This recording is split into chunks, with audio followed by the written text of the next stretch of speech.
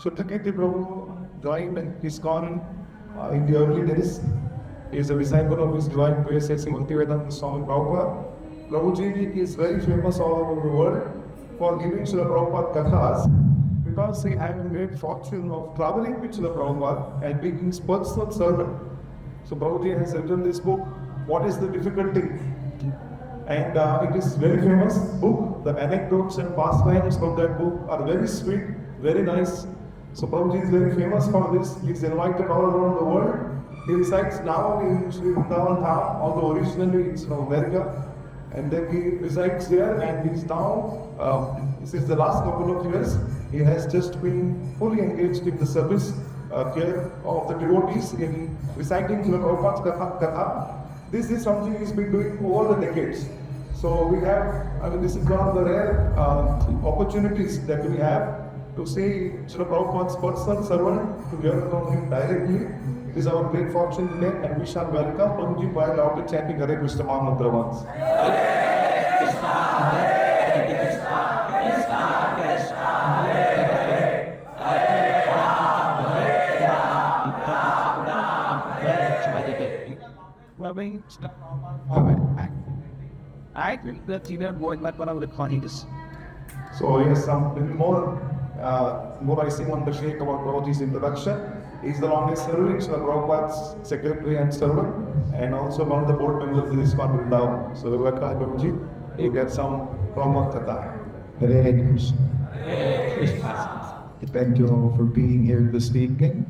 Did you all go home very early today? What did they do today? Because we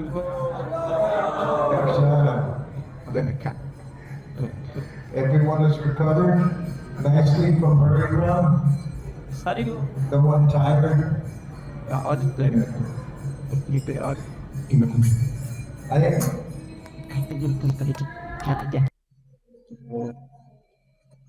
Namo Vishnu Padaya Krishna Consciousness Śrīmati Bhaktivedanta Swami Namaste Saraswati Lord Krishna. Here it says the Sanjavani Koskijo. Panchakopa Vishtakri Pasindu Gachapa Tanapalvik Yo Vaishnavyo Namo Maha. Hare Krishna. So we're very happy you're here in Vrindavan, Brahmareti. You know, Srila Prabhupada had the first Kartik festival. It was 1972. 52 years ago, Prabhupada stayed Radha Damodar temple. At that time, there was no Krishna Balaram Mandir. Prabhupada's rooms, which are still there, Radha Damodar temple. I became his personal servant just after Janmashtami, 1972, that same year.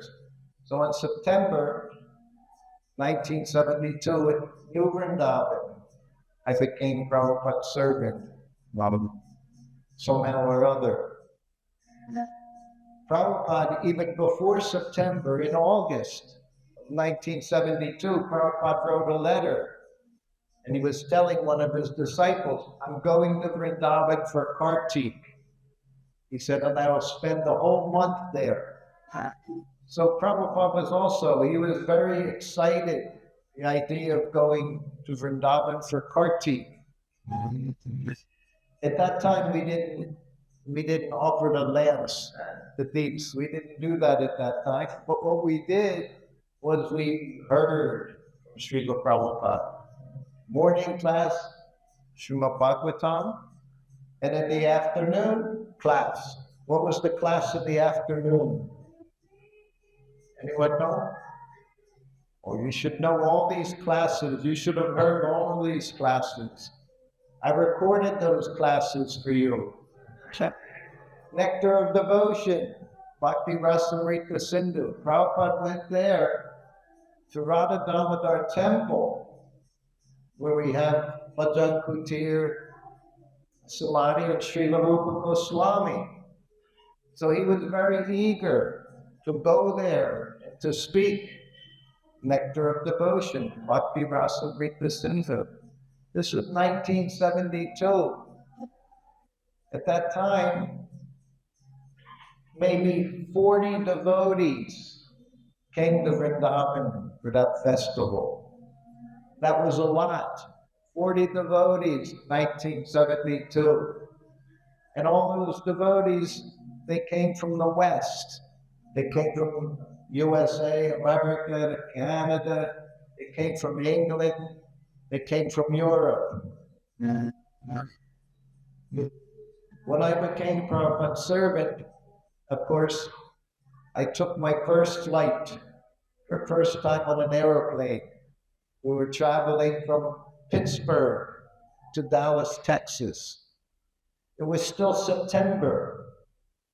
Kartik didn't begin until October 15th, almost the same as this year. It began October 15th, 1972. But when Prabhupada was on the airplane, he always sat at the window seat. When I became his servant, and just like so many of you now, you go to different retreats. How many of you have been at retreats, Iskcon retreats? Many have been different retreats. We have japa retreats. We have Vrindavan retreats where we teach Bhaktivedanta, Bhakti Vaibhava, Bhakti Shastri. So many different retreats are going on. But back in 1970s, we didn't have retreats. We didn't have discussions. We didn't have japa retreats. We didn't have disciple courses. We have GPC courses. We have Guru, Diksha Guru courses that they go through. Everyone, we have all these different classes.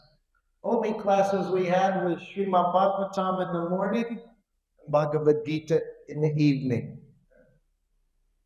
And we call that Iskcon sandwich. You all know what a sandwich is, yes? The 2 slices of bread, and then you have inside, you have all the food. So we call the classes Iskcon sandwich. We have Srimad Bhagavatam class in the morning, Bhagavad Gita class in the evening, and then during the day you had all your service. That was Iskcon sandwich.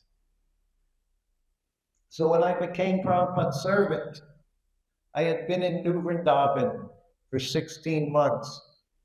Well, I'm from a city. I'm from Philadelphia. That was at the time the 3rd biggest city in the USA, Philadelphia. So I was a city boy.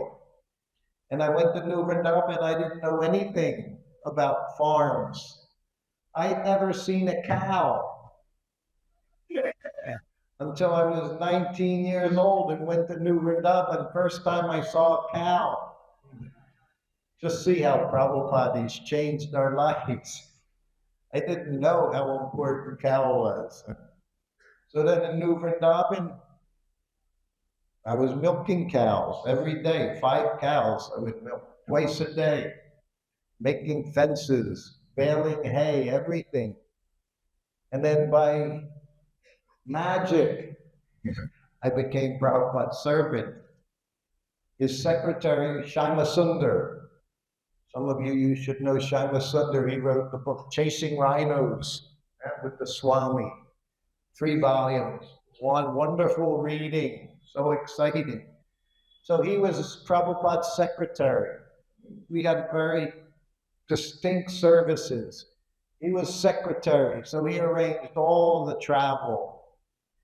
He read Prabhupada all the letters every day. He typed all the responses every day. That was all the secretary. Me, he said, I was Prabhupada's servant. And he said to me, your service, when Prabhupada rings the bell, you go in the room. He said, when Prabhupada sits in the airplane, you sit next to him. When Prabhupada sits in the car, you sit next to him. That's all I knew I was supposed to do. Then he said, do you know how to use a tape recorder? That's like asking that boy there, that young man right there, if he knows how to use a smartphone. Of course he knows how to use a smartphone, better than all of you. right? So I said, yes, I know how to use it. He said, whenever Prabhupada speaks, you record. That's all I was told. But my main services were massage and cooking. When we went into the room the first morning, Prabhupada was in New Vrindavan. 5 o'clock in the morning, we went into the room. I had heard the evening before, you're going to be Prabhupada's servant. So now the next morning we go into the room, Prabhupada's sitting on asana on the floor with a little desk, just a table in front of him where he would translate Srimad Bhagavatam. Kirtanananda Swami introduced me.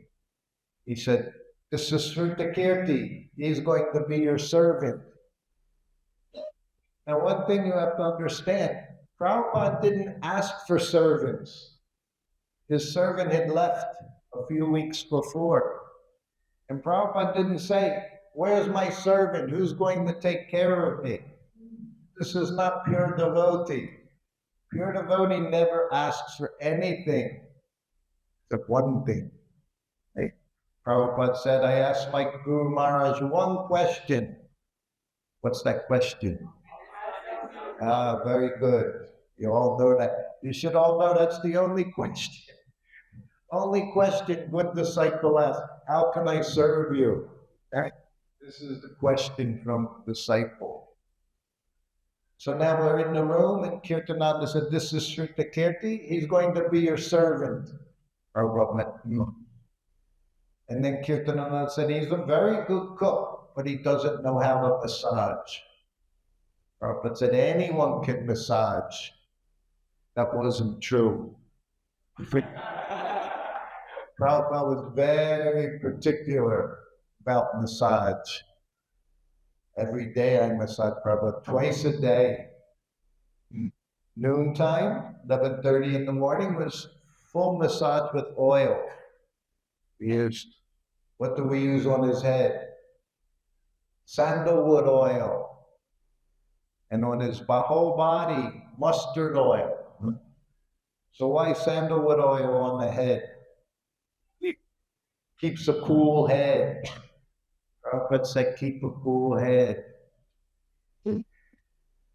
Once reporter, woman, this was the 70s.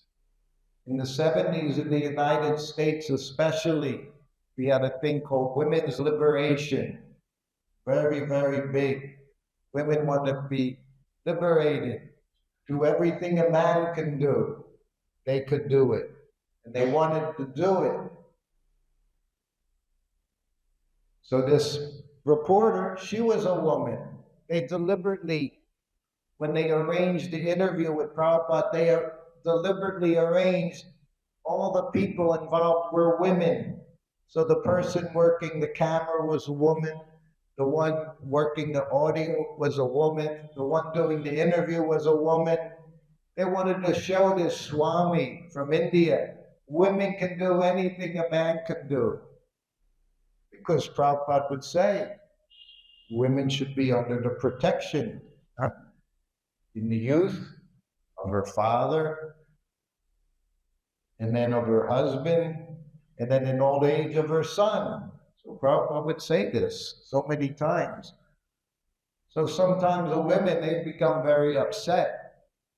So this woman, she's interviewing Prabhupada, and she said, why do you shave your head?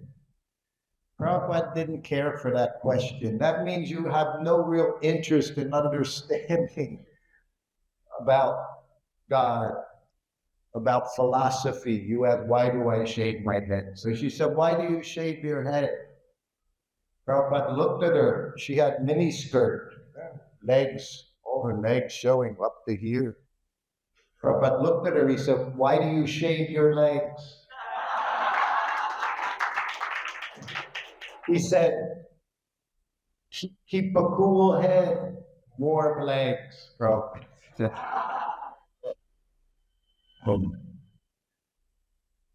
He mentioned my book. What is the difficulty? I wrote that book. It took me a very long time to compose that book. I'm not a writer by nature. I'm not an author. But somehow or other it happened. But I could never think of a title. And when I used to put the stories online, it was called Srila Prabhupada Vacha. But it was more than that. But one day I woke up early in the morning and I saw the title. And the reason it's the title is because it's the very first words that Prabhupada said to me. If you happen to have read my book, you would know. You see, I met the devotees in April 1971. April 22nd, I met the devotees with my friend.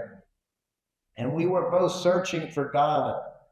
But in the West, we had no idea about God. Mostly, any idea was impersonalism and voidism. There is no God. Everybody's God. I remember in college, there was one big sign that said, God is love, love is God. What does that mean even? So nobody knew what God was. They were God as energy. But no, what problem? God is the energetic, not the energy.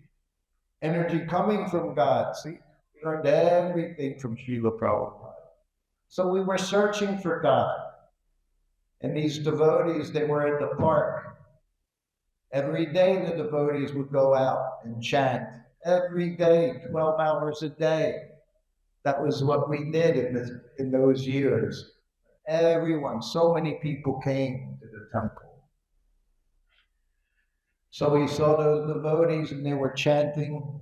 I didn't want to go because I thought they looked very crazy. They all had shaved heads and this bright white tilak. So we had no chandan. We didn't have actual chandan. We used fuller's earth. Fuller's earth you will get at the hardware store. It's what you repair the walls with, like when you put up paneling and you cover with this white pasty powder. And that's what we wore. It stayed on all day. From 4 in the morning till 10 o'clock at night, it looked the same, like you painted your garment. And everybody wore yellow. Like it's the bhaktas now in our temples, the bhaktas, they wear yellow. Everybody had yellow because they bought the cloth at the cloth shop, big roll of cloth, polyester, synthetic cloth. So the women had yellow saris, the men had yellow dhotis, and they all had the sash. Because whatever Prabhupada did, that's what we did. So my friend convinced me, let's go see them. No.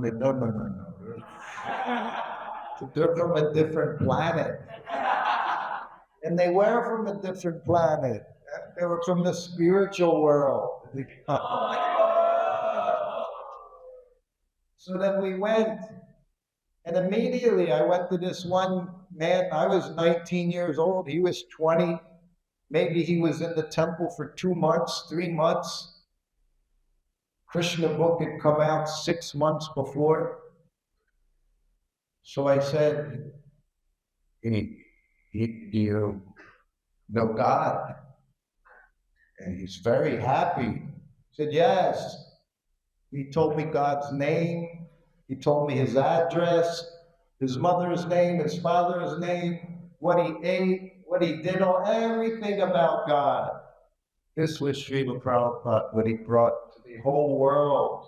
We knew nothing about Krishna in the West. Prabhupada gave us everything. So then, 3 months later, I went to New York City to get initiated by Srila Prabhupada in Brooklyn Temple. I was Brooklyn Temple, Henry Street.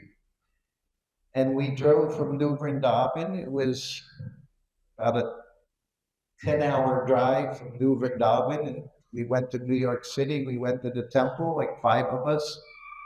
Again, I was with Kirtanananda Swami.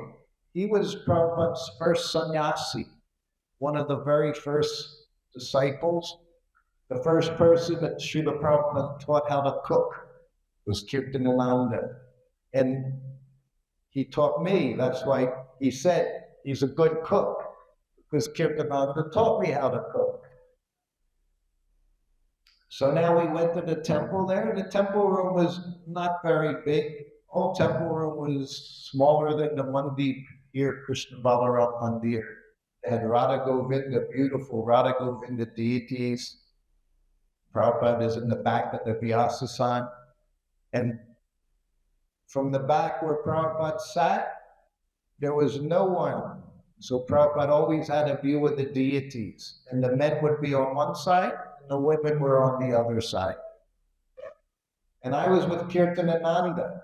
So he would come right here by Prabhupada's Vyasasan. So even though I was just a young boy, a bhakta, I got to be right here by Srila Prabhupada because I was with him. So association, very important. Who you associate, because I was with him, I got to be by Srila Prabhupada. Even though I was just young boy in the temple for 3 months. So of course, kirtan was going on. The temple room was packed with a few hundred devotees. They came from all over the US because Prabhupada was there. He initiated 10 devotees a day for 10 days. That was a lot. And he would chant on all the beads in the morning. We had to make our japa beads. There was no store. There was no temple stores. There was nothing. So again, you would buy the beads at the craft shop. And then we learned how to tie them, make them tight, and put it on the doorknob, put the one bead on, and then you'd knot.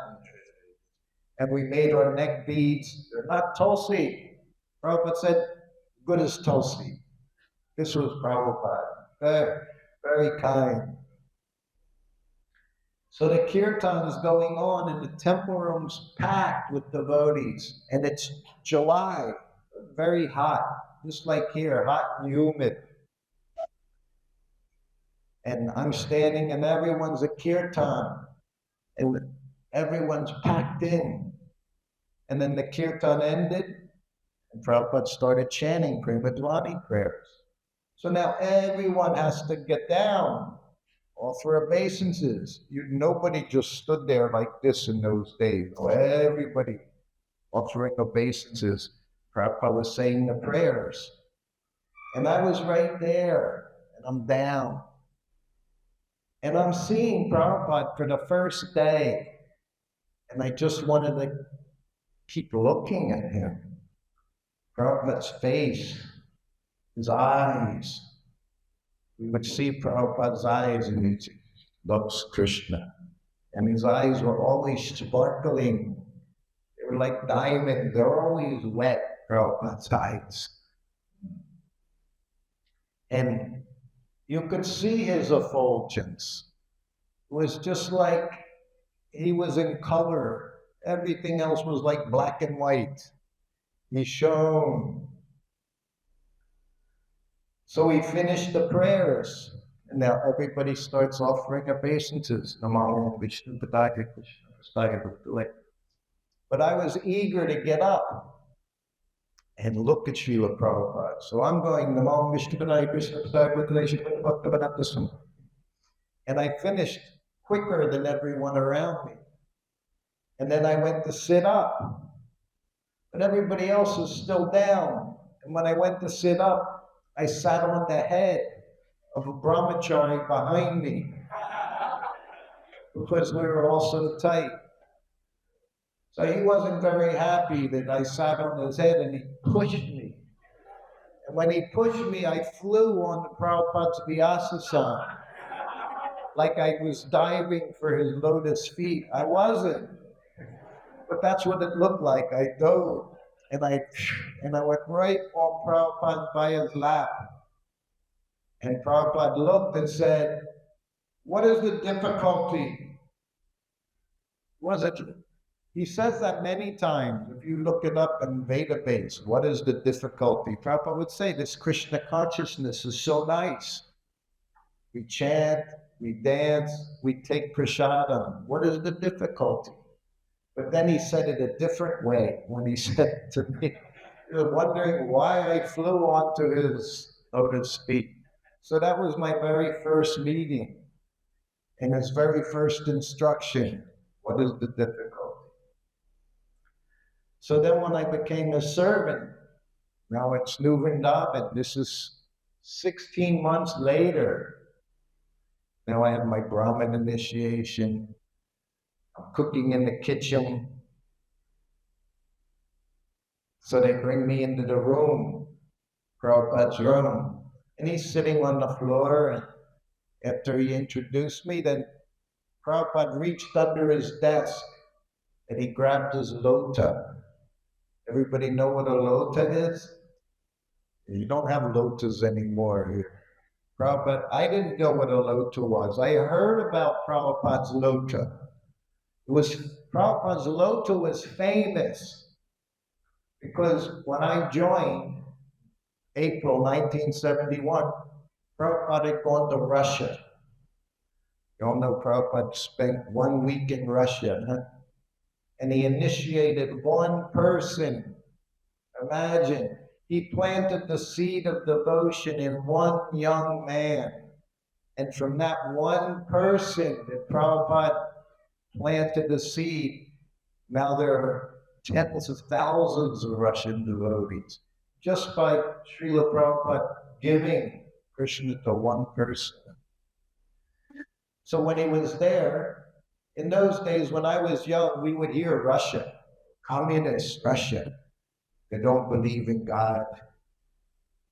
And we would hear in America that everything was difficult. You stood in line to get milk. You stood in line to get flour, atta. You stood in line to get rice, everything. And it was true. So while Prabhupada was there, it was very little for him to get to eat vegetarian food. It was potatoes. And he got rice. So the one day, Shyamasundar and his godbrother, they went out to get. And they got rice, they got milk, and they got sugar. So they came back to Prabhupada. And Prabhupada said, very good. We'll make kheer, make sweet rice. They had like Sunday feast to make sweet rice. So after they cooked it in the pot, when they went to transfer it, they didn't have enough transfer containers. So Prabhupada said, use the lota. So I heard that story. When I joined the temple, that's all we would do would hear. Prabhupada said this, Prabhupada did this, Prabhupada went there. So we heard that they put the sweet rice in Prabhupada's lota. Time, place, and circumstance. One of the things we learned very early on. Time, place, and circumstance. So now Prabhupada reached under his desk and he grabbed that lota, traveling around the world with him. The transcendental lota, bell metal lota. So he grabbed it and he stood up and started walking to the door.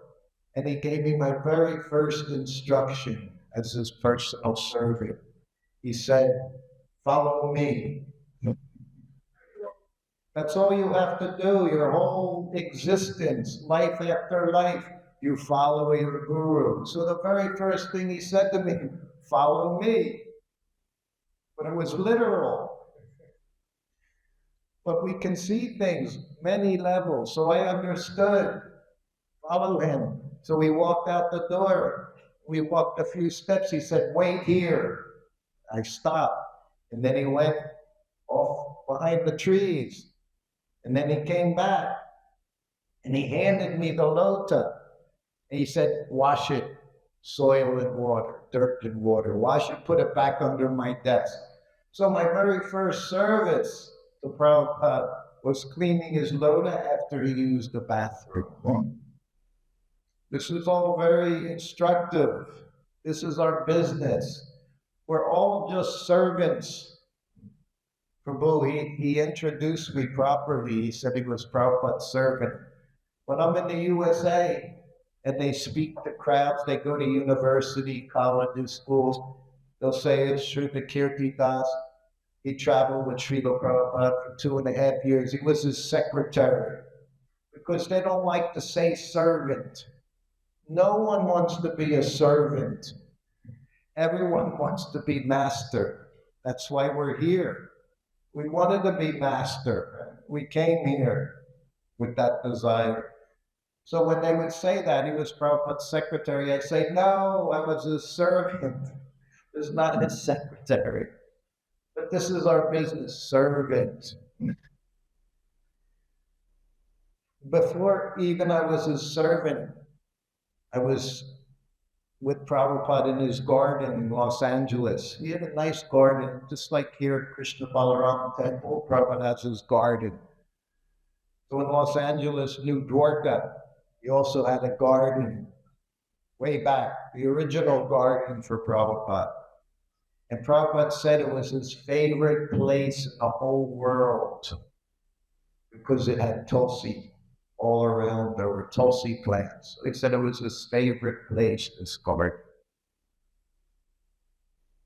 This was 3 months. I went there to get Brahmin initiation. Los Angeles was 5,000 kilometers from New Vrindavan. It took us 4 days in a car, in a van, with no windows, cargo van. We drove across the country, 5 of us. So every day I got to go into the garden. And the first day, there were just 4 or 5 of us, brahmacharis, who would go into the garden and kirtanananda. Again, because I was with him, I got to go into the garden. And Prabhupada would sit. He had a nice little asana, a trellis over him with some vines growing up. And we would just go in there, offer obeisances, and Prabhupada would sit at his bead bag. You never started a conversation with Srila Prabhupada. You waited. In fact, it's one of the rules. You never start a conversation with your spiritual master. If he wants, he'll talk. If he doesn't want to talk, nobody talks. And that's what it was like. Sometimes you just sit there and he'd have his hand in his bead bag, and you wouldn't hear him chanting, but he'd be chanting. And then sometimes he would just say, we were all young, we didn't know anything. One day he looked at us all, 5 young men.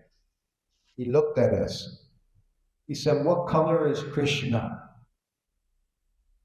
This was my first experience with Prabhupada asking questions.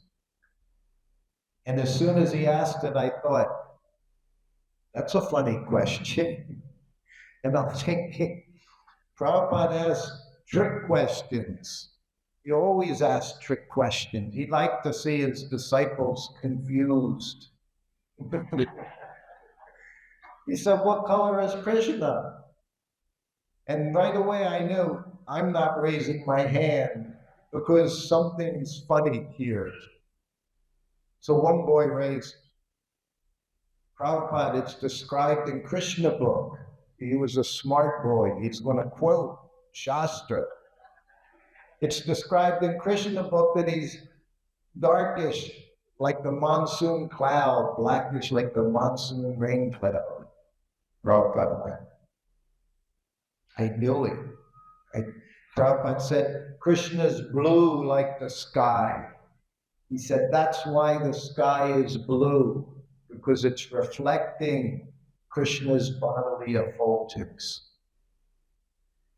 One statement by Srila Prabhupada, you could see Krishna all the time. This is Guru. This was Srila Prabhupada. He could say one thing. Everybody looks at the sky all the time. It's not so blue here in Delhi, Vrindavan area. sometimes gray, sometimes orange. During lockdown, it was blue. You actually saw blue sky. That's Krishna's effulgence. It's his reflection of his body. Imagine how easy it is to know Krishna, how easy it is to see Krishna. That's what Prabhupada did. Another time he was sitting, Prabhupada always sat very straight, never slouched, always sat straight. He went, Govindam Hare Krishna Tamaham Bhajami. He said, everyone is servant. Servant a dog, in the US especially. Now here in India, you've become very expert serving dogs. In Delhi, I see pet shops. You'll buy all these wonderful things for your pets. So you take him. In India, they take him very nicely. You say you serve your dog, you serve your family, you serve your wife, you serve your boss. Everyone is servant. He said, but our pride, we're servants of Krishna. He said, that's our pride. We know devotee, we always hear devotees humble. First business, you want to be a devotee, right? Vaishnava. You have to learn humility. But here Prabhupada's saying we're proud to be servants of Krishna. We could see that with Srila Prabhupada. When he walked, he looked like a king. At the same time, he looked so humble. You would see him before the deities. His head was always, he never, on the morning walk, he didn't look this way, that way, didn't look down, focused. Always Prabhupada was focused. Attentive. People have asked me to be a servant, what does it require? I said attention. You have to be attentive at every moment. That's one thing I learned with Srila Prabhupada. Not allowed to space out. Space out, I mean Maya. You space out, you're in Maya. To be a servant, very attentive. And when you stop becoming attentive, you'll lose that service. Very quickly, you lose that service. As I said, I was with them a long time, 2.5 years. First time I was with them, I was a brahmachari. For 16 months, I traveled with them as a brahma. I went around the world 2 times, 3 times, 16 months. And then I left. I got married. I was gone away from him for 8 months. 6 of those months I went down to Caracas, Venezuela, with my wife. And I was the only Brahmin in the temple back then. Mostly, they were all bhaktas. What's his name? Havi, or Guru, Hasta Guru. They were all bhaktas, bhaktins. So I went down there with my godbrother, Chiksikananda. I was there for 6 months. And then I left. So during that time, I got to know all those devotees very well. So then again, I became Prabhupada's servant in New Vrindavan. This time I was Grahasta, very white. Service, everything was the same. When I joined Prabhupada back in New Vrindavan, the first day I was with him, it was just like those 8 months didn't exist. He never asked me one question about what was Caracas like. What did you, nothing. I was his servant. That was it. Did my service. After 8 months away. And then, so we left New Vrindavan, we came right to India. And then gradually, this time of year is coming up, Prabhupada went to Caracas, Venezuela. He made one trip. He went to Los Angeles, then he went to Mexico City, then he went to Caracas. So I knew everyone in Caracas. I had just been there a few months before. But now I was with Prabhupada. I was Prabhupada's servant again. So I was very happy. And of course, I was proud. You say, proud to be Krishna's servant.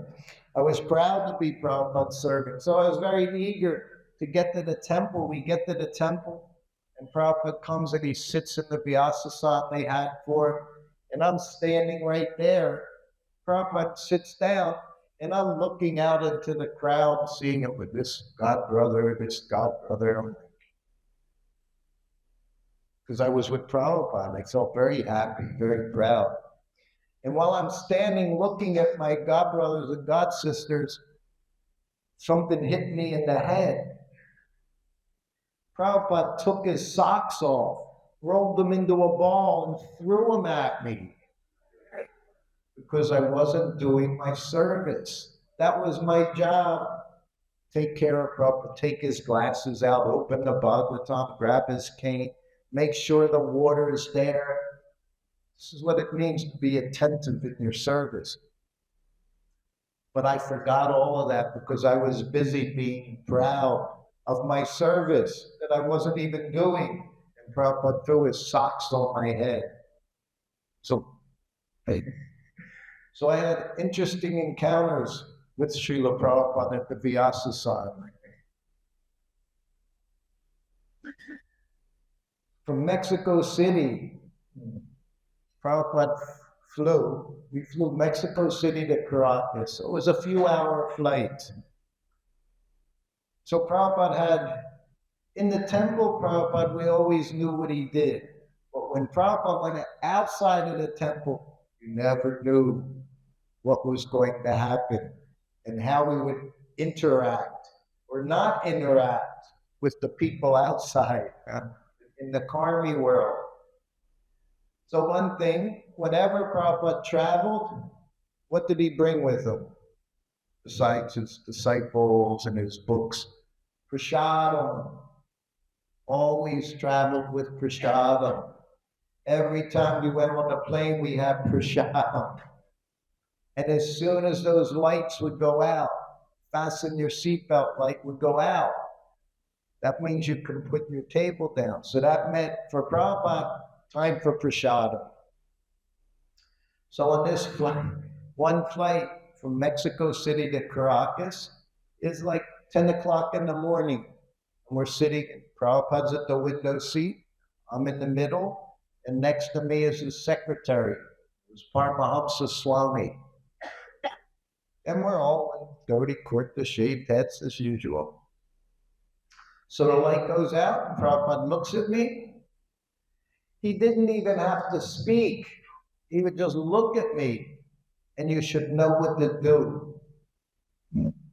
Right here, Vrindavan, Ramanriti, or Krishna Balaram Mandir, Prabhupada called me in the room one afternoon. He said, first-class servant knows what to do without being asked. Imagine. He's telling me, his personal servant, you're supposed to know what to do. I don't have to tell you. That's how regulated Srila Prabhupada was.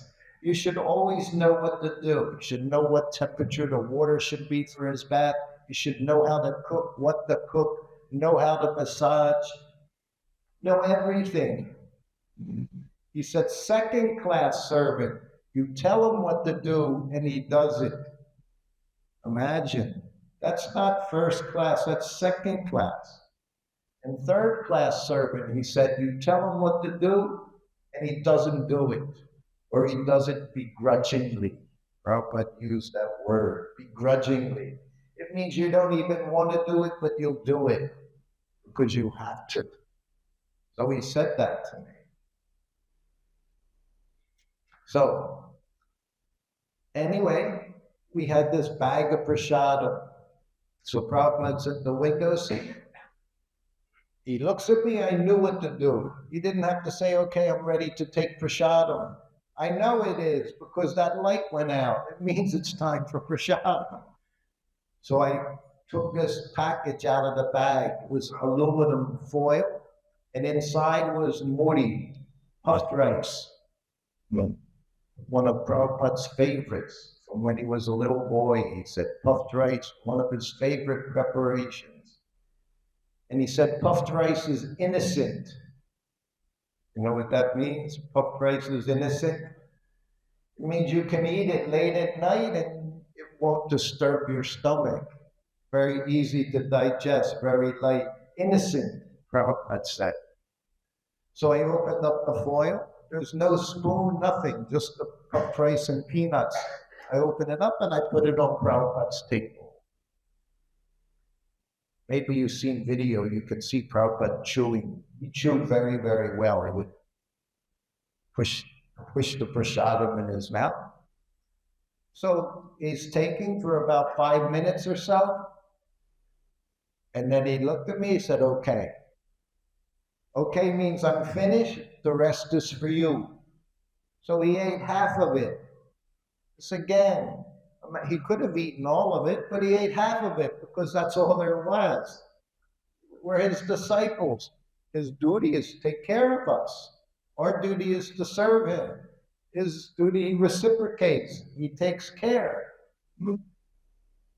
So he said, so I put it on my table, and I put his table up, and I separated it into two piles, and I ripped it in half, and I gave half to Paramahamsa Swami.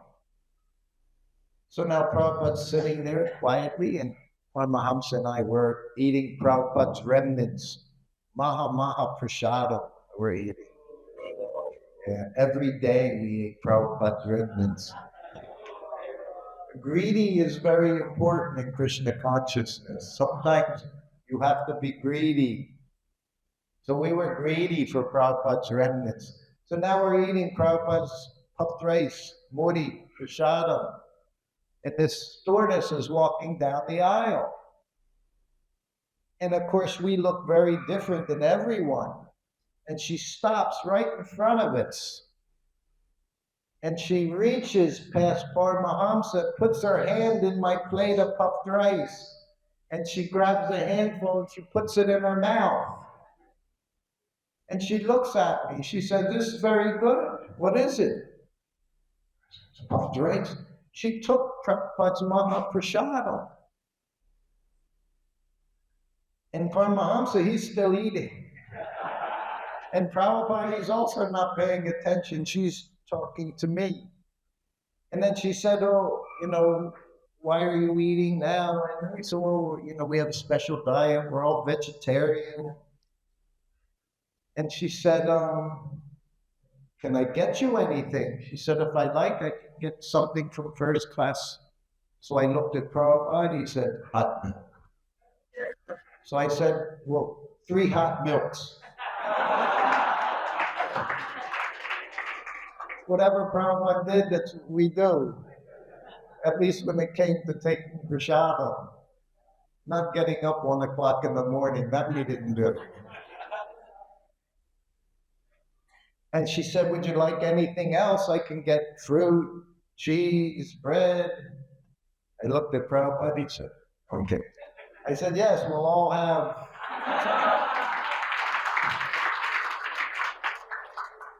So she went back up to the first class area, the kitchen, and I turned to Prabhupada. I said, Prabhupada, that was amazing.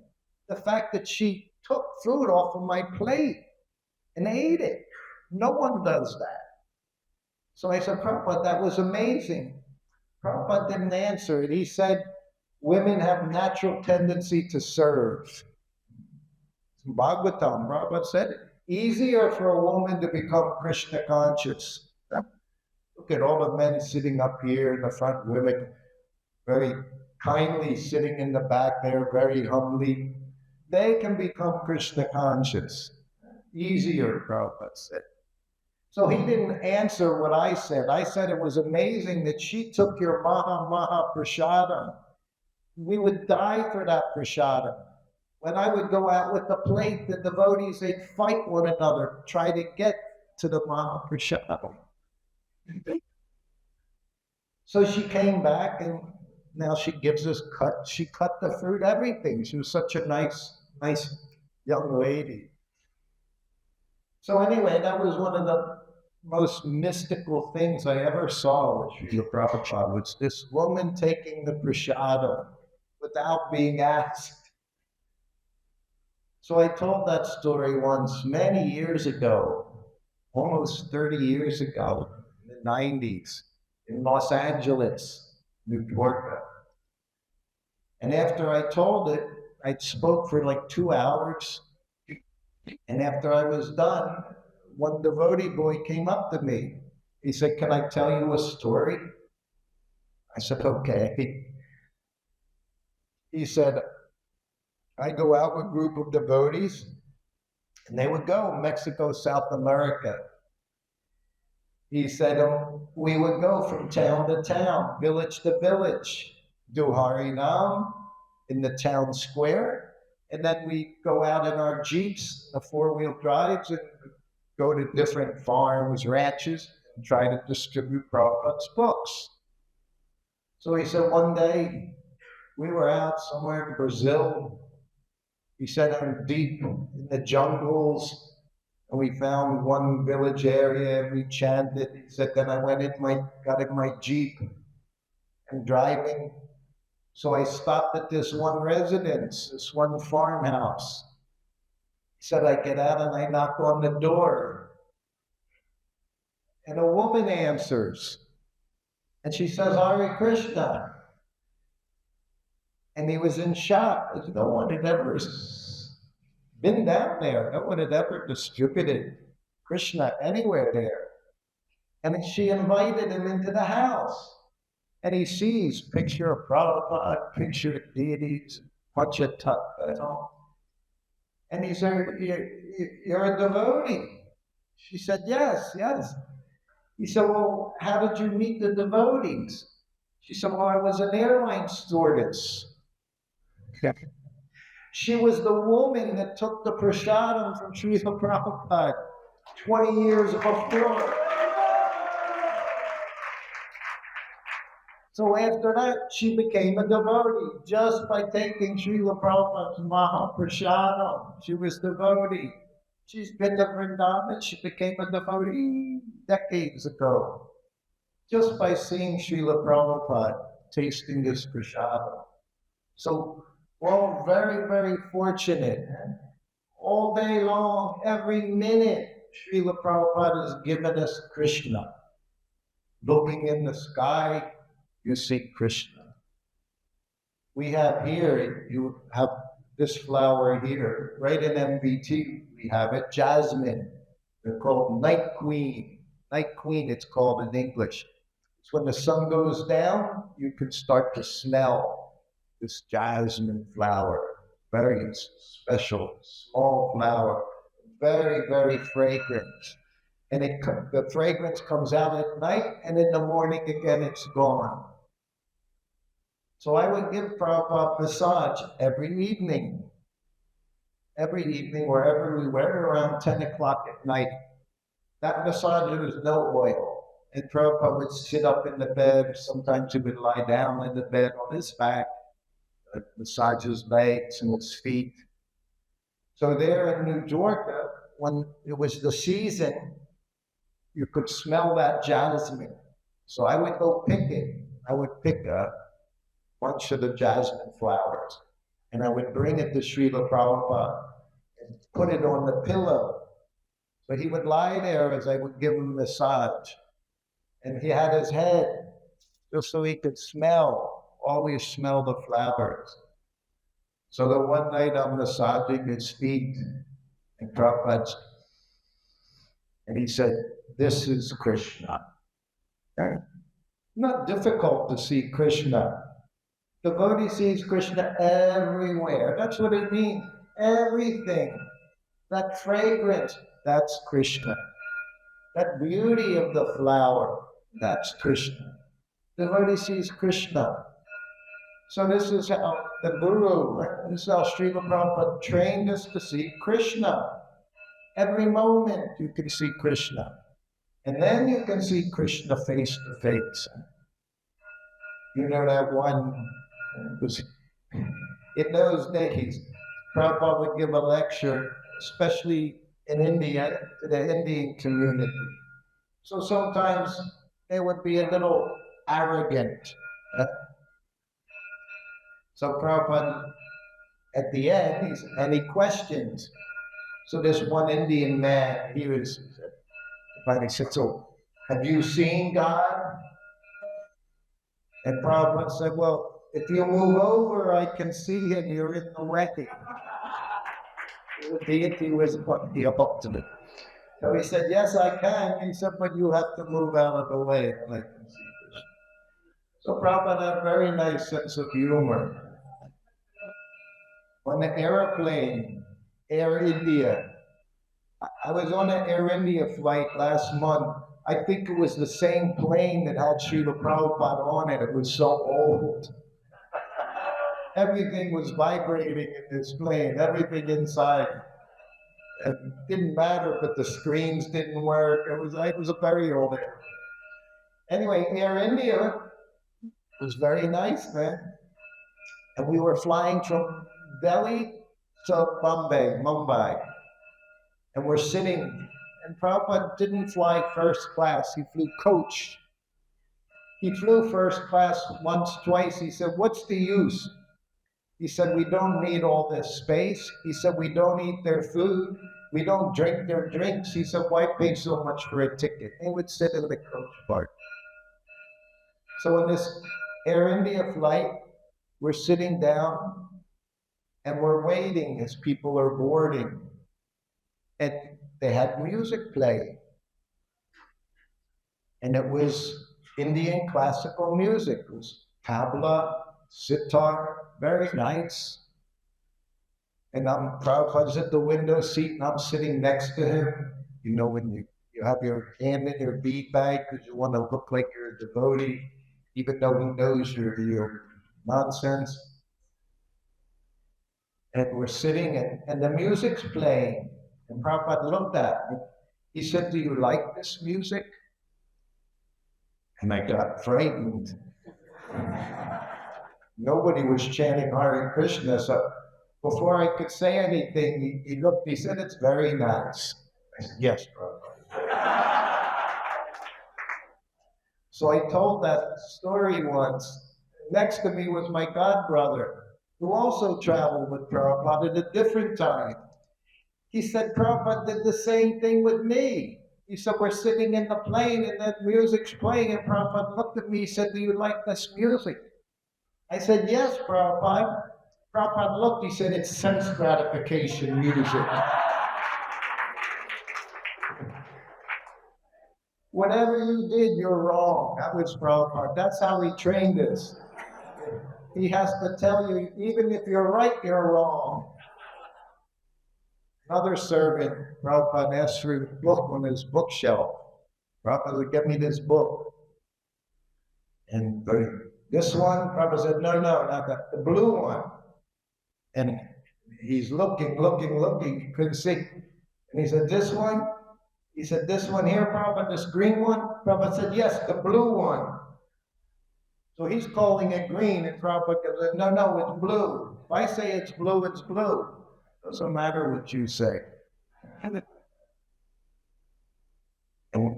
morning walk at Mexico City.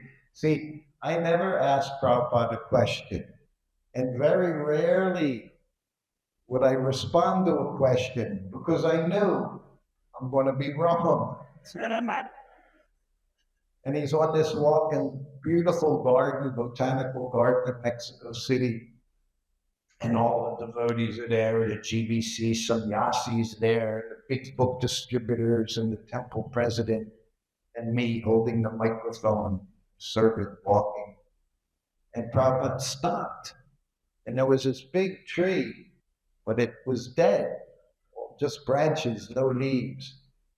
Prabhupada stopped, he said, why has the tree died? So, first, sannyasi, big sannyasi, GBC, he said that Prabhupada probably became diseased. Prabhupada shook his head.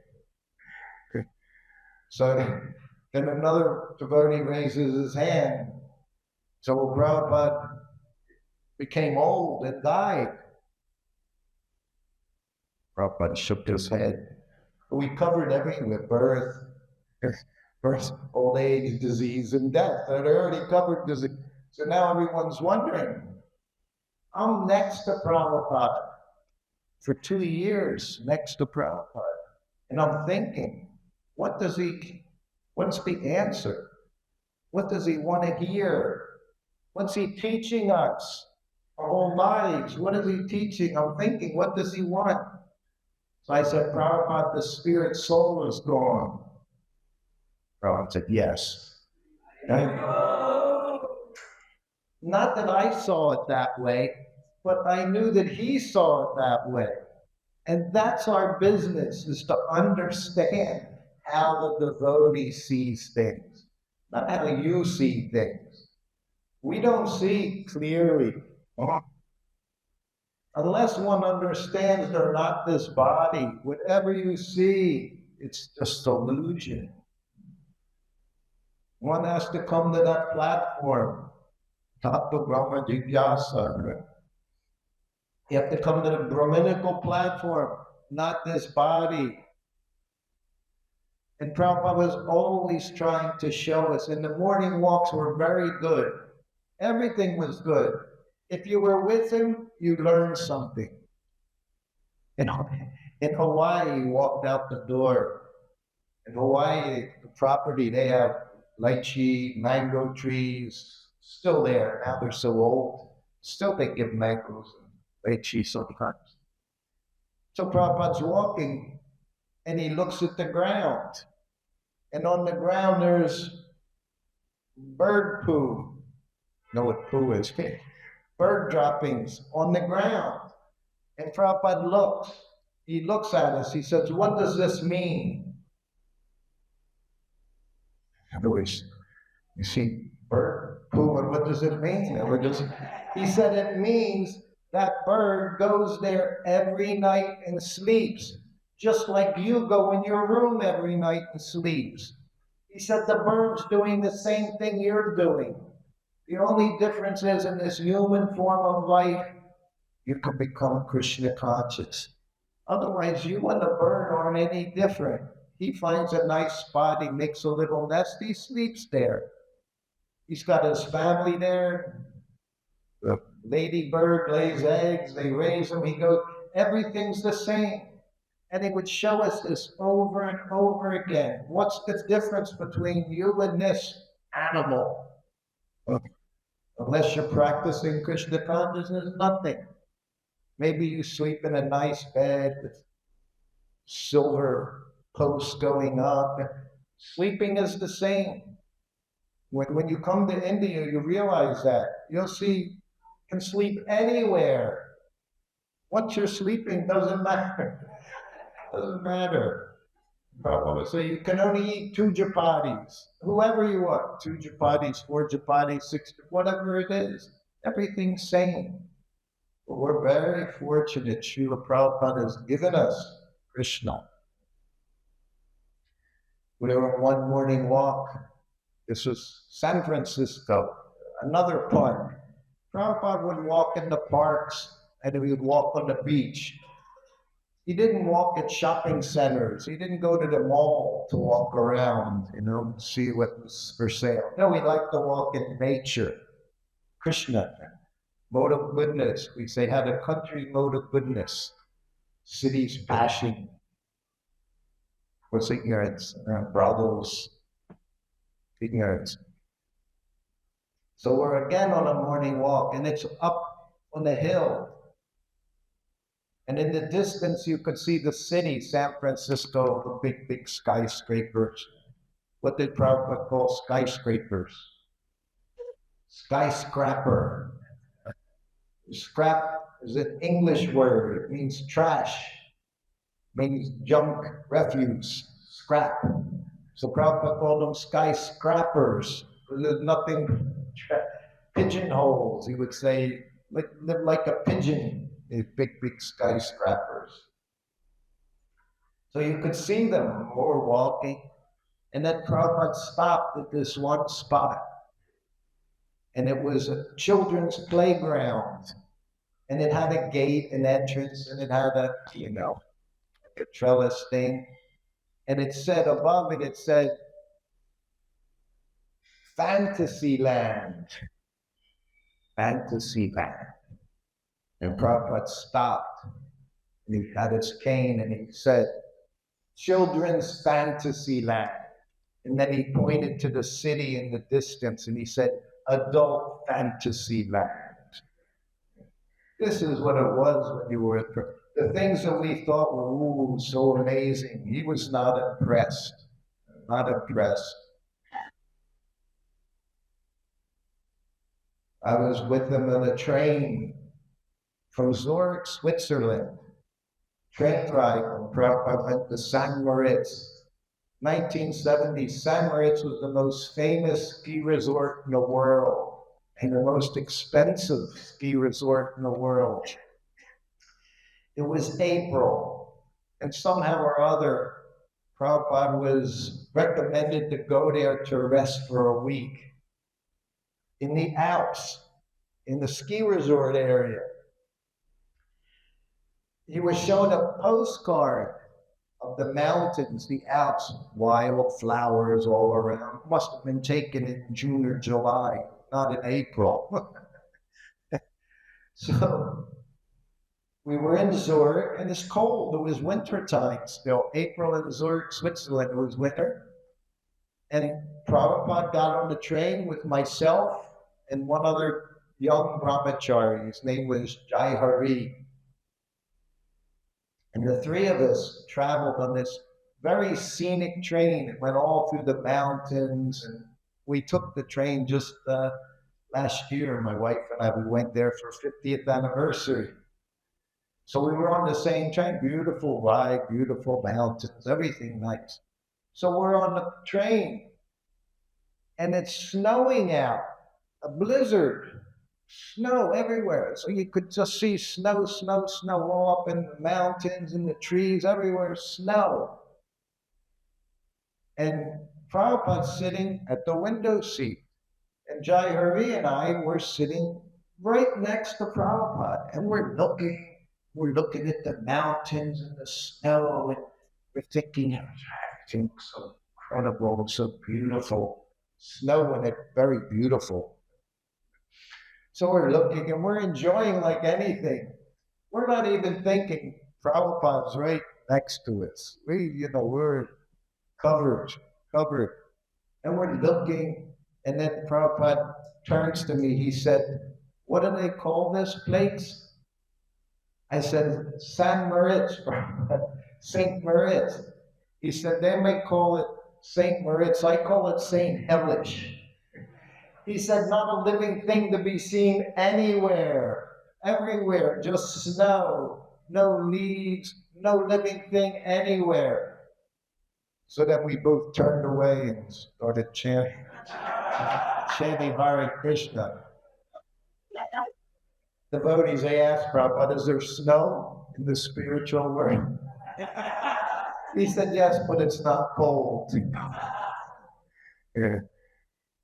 Yeah. So I think we have a few minutes left. This is, evening programs are very, I don't have my phone with me. Anyway, I think we have some time if you want. Time for a few questions, or should we stop here? If anyone has any questions, comments, Prabhu's, Bhaktivedanta, thank you all for being here. Yes. Well, thank you in that. You were doing Srila Prabhupada. Sometimes we got to grace down personally. Sometimes we also pick it up personally. So, what does it mean? We are picking up our free or superiors in one way, because I see for some reason and got so much so damage. So I see every day every time we get separate. Going in some life, what does it mean with such kind of conflicts of this? So your question is? We also do such kind of service. So is it that superiors are giving us mercy to us by seeing our online situation, or that No, you could. What? We also do services. What does it do? That any must come. Doesn't mean what? Why does it mean that in this means that in the Yes, we should see like that. Yes, mercy. Prabhupada would say, he said once to one devotee, when the devotee said, I'm doing this, I'm doing. Prabhupada said, I am doing everything. You're not doing anything. The devotee has to understand, and it's still a fact. Anything any of us are doing, it's only through the mercy of Srila Prabhupada within this Iskcon society. Otherwise, devotee, I have no qualification to do anything. So we know service to the devotees is most beneficial. So we see that Prabhupada would say he would give the opportunity to do some service for himself. So we see like that. He also said, 3 things keep me alive: morning walk, massage, and his Ayurvedic medicine, which he took one pill every other morning. You'll get Draras with some cardamom and honey. That was the Ayurvedic medicine. So he said massage and morning walk was keeping him alive. But that's not that's not the reality. Reality is he is just servant of Krishna, whatever Krishna wanted, and gave us the opportunity to serve. Like even Prabhupada would say, Lord Chaitanya, he could have made the whole world Krishna conscious. Bhaktivedanta Thakur, he was qualified to make the whole world Krishna conscious. His Guru Maharaj could make the whole world. He said, but they left it for us to give us something to do, so we could do some service. So that's how we look at it. Qualification, no, we're being given the opportunity to serve somehow or other in Prabhupada's society. We would say back in the old days, it's like the train's going, right? You know, the train's going here from the tourist station to wherever, Jagannath Puri. You can get on the train or not get on the train. So that's us. Prabhupada saying this Krishna consciousness movement's going to go on for the next 10,000 years. So we have an opportunity to do a little bit of something within that time. It's a gift we have. It's a gift that we're given to do our best to try to help Srila Prabhupada. Whether it's massage, cooking, distributing books, typesetting, whatever it may be, we have the opportunity. And what I've seen over time, because it is the material world, there's no perfection here. Prabhupada said, even this, Prabhupada said, replica Vrindavan is Vrindavan, and it has all the potency of Vrindavan. You come here, you live here, die here, you go back home, back to Godhead. That's the speciality of Vrindavan. But still we can see within this world, it's not a perfect place, huh? We have overrunning sewers, we have this going garbage, so many difficulties.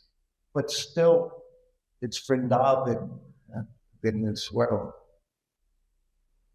So our business is somehow or other try to do something, to do some service. Then Prabhupada said, you chant your rounds, you follow the regulative principles, Maya cannot touch you. But what I was saying, what I've seen over the years and the decades, it's very easy to find fault.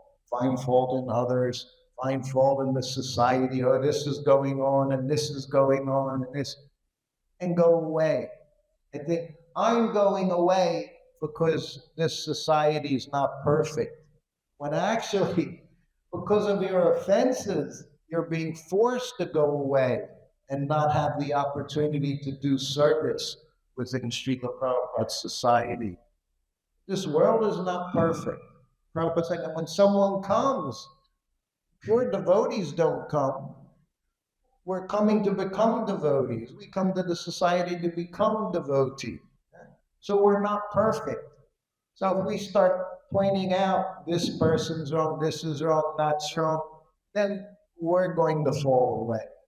Because Prabhupada saw this person's doing service, this person's doing service. I mentioned Caracas. At the end of one class, one young girl, Venezuelan girl, she had lived in the temple, but she moved out. And she said at the end of class, she raised her hand. She said, Prabhupada, she said, this temple, the devotees living in the temple, they're in Maya. Therefore, I moved out of the temple. And Prabhupada looked at her. He said, you show me the place where there's no Maya, I'll go there. All the devotees laughed. Prabhupada laughed. And then Prabhupada said, I see all the devotees are sincerely serving. He said, because you're in Maya, you see that the devotees are in Maya. So if we see someone's in Maya, Bhaktivedanta Saraswati Attapur said that when you see a fault in others, you have to understand that fault's in yourself. That's why it's visible. Because a devotee, he just sees people serving very nicely.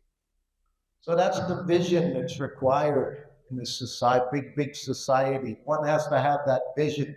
Everyone's serving very nicely. What can I do? How can I help? Then you can make very nice advancement. And you seek association of those who are advanced. That's the key. Association, most important thing. You go someone criticizing, go somewhere else. Unless one is managing, that's his business, is to make everything flow nicely. But if it's not our service, Pankajambi, one of my god sisters, she's told me many times, sometimes she asks me how things are, and I'll say, and she says, he told me that 3 things. If it's my service to Srila Prabhupada, then all endeavor, I'll try to correct anything that's going wrong. If it's not my service, but I'm in a position where I have influence, then I can use my influence to help fix the problem. If I don't have the service and I don't have any influence, not my business. Hare Krishna, that's our business. So I see it's getting late. I think we need to stop here. Yes. So thank you all very, very much for being here this evening. How many more days are you here? Ah, very good. Okay. All right. And I think some are from Mumbai, and Hyderabad. I'm supposed to go to Hyderabad. Yes. I was in Hyderabad before any of you were born. I was in Hyderabad with Prabhupada 1972. November 1972, I was in Hyderabad with Srila Prabhupada. No temple, no devotees. But Prabhupada went there, and now just see, wherever he went, temple must be there. That's his power. All right. Srila Prabhupada ki. Hare Krishna. Thank you. Hare Krishna.